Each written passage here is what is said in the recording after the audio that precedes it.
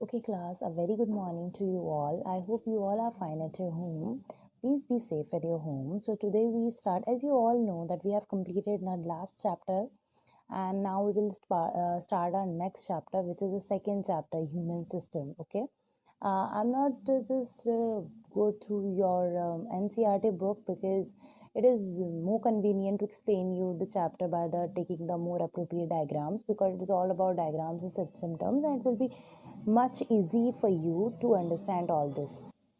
So today, now to explain the chapter, I will use both the languages, Hindi and English, to just make you more proper clearly, because some of the students are complaining they are not getting the languages.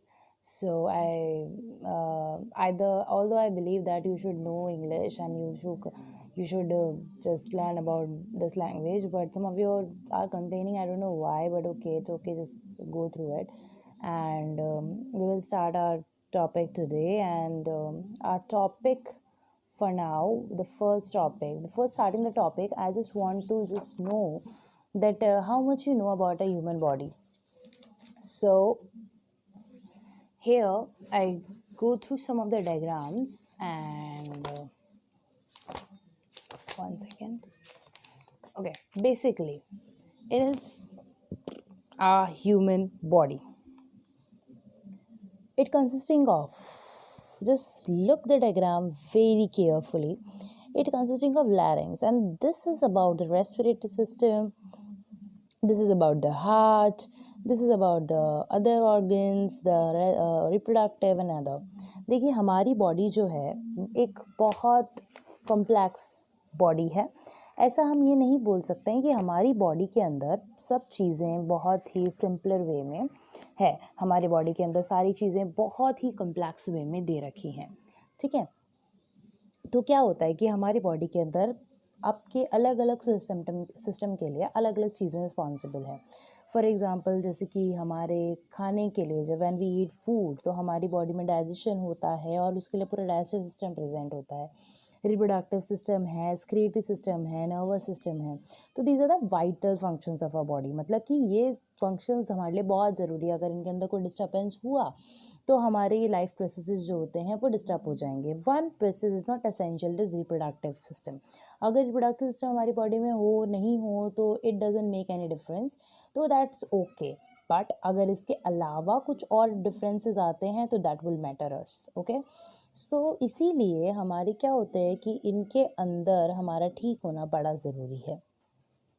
तो ये जो human system आपका chapter है, इसके अंदर आपको इन्हीं सब चीज़ों को ध्यान में रखते हुए हमें इस सिस्टम के बारे में पढ़ना है. ठीक है, हम यहाँ पर जो सिस्टम जो इंक्लूड करेंगे उसमें हम मेन चीज़ देखेंगे कि इसका सिस्टम का स्ट्रक्चर कैसा है, इसका पूरा मॉर्फोलॉजी कैसी है, मतलब ये दिखता कैसा है, और अंदर से इसके फंक्शंस क्या है, इसके हर एक पार्ट के फंक्शंस होते क्या हैं. और आपको पता होना चाहिए कि बोर्ड में ये चैप्टर 6 मार्क्स का कैरी होता है. इट मीन्स कि यहाँ से एक लॉन्ग क्वेश्चन और एक वेरी शॉर्ट क्वेश्चन हमसे पूछा जाएगा. ठीक है, so without wasting time let us start our topic. So firstly we will take here firstly we will take our digestive system. Okay, we will start from this portion. Okay, now you are seeing that this is the mouth portion. Are you having, you just seeing this? Okay, so this mouth portion, when we just engulf our food, जब हम खाना खाते हैं ना, तो जब खाना खाते हैं तो जो फूड होता है वो इस के अंदर जाएगा यहाँ पर. अब यहाँ पर क्या होता है, 3 ऑर्गन प्रेजेंट होते हैं. यहाँ पर कौन कौन से ऑर्गन्स होते हैं, यहाँ पर एक हमारे, एक तो क्या होता है, टंग होता है, टीथ होता है, और यहाँ पर सलाइवा होता है. बेसिकली होता क्या है, मैंने आपको 9th क्लास में बताया था कि जब सलाइवा जो होता है ये स्टार्च को डाइजेस्ट करने के काम में आता है. ठीक है, जो टीथ होते हैं वो उसको क्रश करने के काम में आते हैं. और आपके जो माउथ होता है इसमें 4 टाइप के टीथ होते हैं. इंसीजर्स होते हैं, कैनाइन्स होते हैं, मोलर्स होते हैं, प्री मोलर्स होते हैं. ठीक है, तो उन सबको वो मतलब च्युइंग करके और फिर आपकी बॉडी में एकदम पेस्ट बनाकर, और उसको आपके टंग जो होती है टेस्ट के लिए होती है. It is not either necessary to just explain it further. Okay, so वो सारा मैस्टिफिकेशन होने के बाद ये जो एक बोलस सब्सटेंस, बोलस होता है आपका कि जो छोटा सा, अब आप इसमें देख सकते हैं, देखिए ये डायग्राम बहुत ध्यान से आप देखिएगा. ईसोफेगस है. ईसोफेगस मतलब ये जो पाइप लाइक स्ट्रक्चर्स होते हैं, इसके अंदर जब खाना जाता है तो इस पाइप में से जाता है, और ये स्टमक की एंट्रेंस बता रखी है. जो ये वाला जो आपको पिक्चर यहाँ पे दिखा रखी है, it is actually this portion. Okay, this is this portion.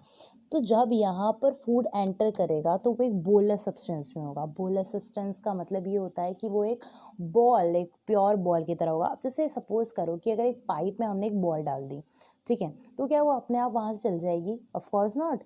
तो वहाँ क्या होना चाहिए कि मैं अगर उस पाइप को इस तरीके से, just observe the movement of my hand, जब मैं उसको contract and relax, contract and relax, contract and relax, अगर मैं ये चीज़ करती हूँ तो उसको जो है वो पास आउट करना काफ़ी मेरे लिए इजी हो जाएगा। तो सेम चीज़ यहाँ पर होती है।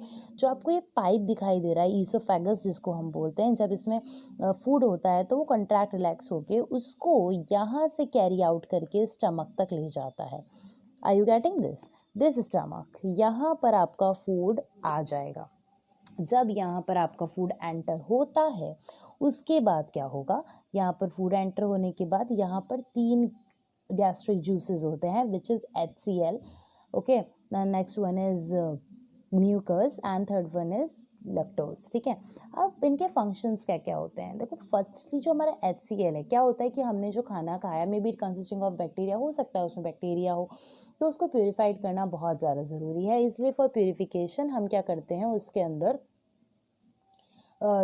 जब हमको प्योरीफिकेशन करना होता है तो HCl उसमें मिक्स हो जाता है। ठीक है, अब अगर मान लो हाइड्रोक्लोरिक एसिड, जैसे आपको पता है वो काफ़ी कंसेंट्रेट होता है, तो अगर हाइड्रोक्लोरिक एसिड यहाँ पर जमा हो जाए, इसकी ये वाली जो लाइनिंग आपको दिखाई दे रही है, तो पूरे स्टमक को वो क्या कर देगा, पूरी तरीके से ख़राब कर देगा। इसीलिए यहाँ पर क्या होता है, ये जो वाइट कलर की आपको लाइनिंग दिख रही है, म्यूकस की लाइनिंग यहाँ पर बन जाती है, और ये म्यूकस क्या करता है, उसको HCl से प्रोटेक्ट करने का काम करता है। ठीक है, और फिर जो लैक्टिक एसिड होता है वो क्या करता है, हमारे जो भी मिल्क प्रोडक्ट्स हैं उनको डाइजेस्ट करने का यहाँ पर काम करता है। इसके बाद आपका जो फूड होता है यहाँ पे 5 to 6 आवर्स स्टे करने के बाद इस पाइप के थ्रू वो एंटर कर जाता है यहाँ पर। ठीक है, and that part is known as small intestine. Small intestine इसको इसलिए बोलते हैं कि इसकी जो वर्थ होती है वो लार्ज इंटेस्टाइन से छोटी होती है। जैसे आप देख सकते हो ये वाला जो पोर्शन है इससे पतला है, ठीक है, काफ़ी पतला है इस वजह से, ठीक है, इसको इसलिए ऐसा बोला जाता है।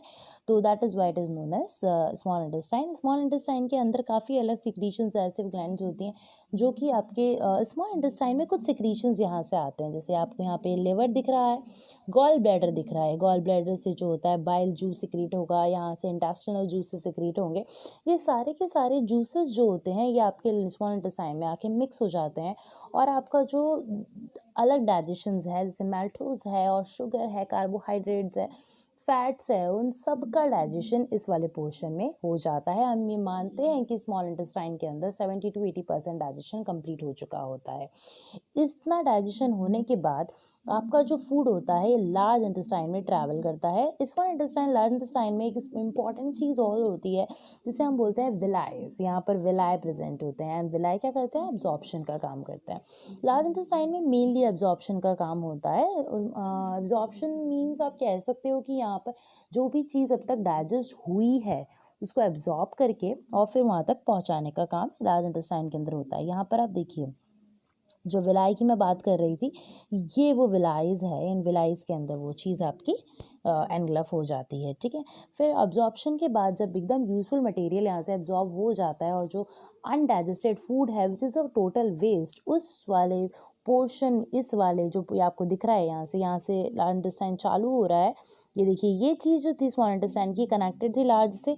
लार्ज में जब फूड गया तो यहाँ से डाइजेशन होके यहाँ से स्क्रीट आउट होगा।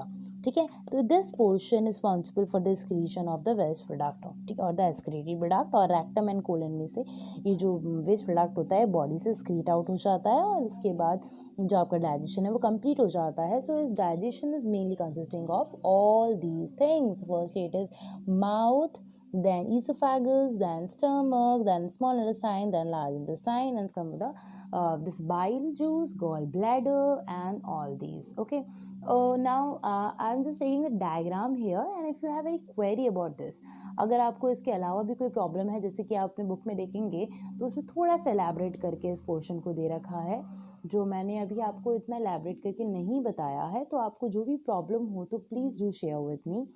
Okay, and if I'm unable to take your call at sometimes, like Meghraj, So please just leave me a message so I can reply at the time. Okay, so and I will provide the worksheet about this. Enough worksheets I have given. So just do prepare this, and we will discuss the next our next topic in the extract lecture. So okay, good luck. Thank you.